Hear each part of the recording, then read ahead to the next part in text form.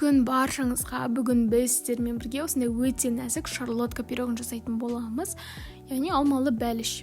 Осылай алмаларымызды ең алдымен алып турап аламыз керек формада.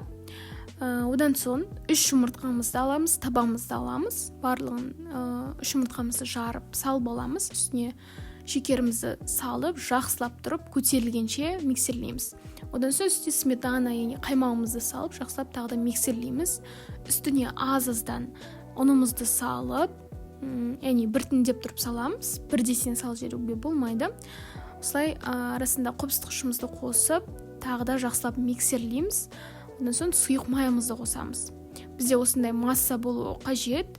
Міне бізде осындай үлпілдек масса шығады. Осыны алмамызбен жаңағыда араластырып, барлығын керек формаларыңызға өздеріңіздің қалаған салып аламыз. Осылай үстіне алмалармен әсемдейміз. Өте керемет болып шығады. 180 градуста 30 минут, 40 минутта пісіріп аламыз. Неге үстіне осындай сахарный пудрамен әсемдесеңіздер болады өздеріңіздің қалауларыңызша. Шаймен ішкенге өте тез дайындалатын пирогтардың бірі. Сондықтан жасап көруге кеңес беремін. Астарыңыз дәмді болсын.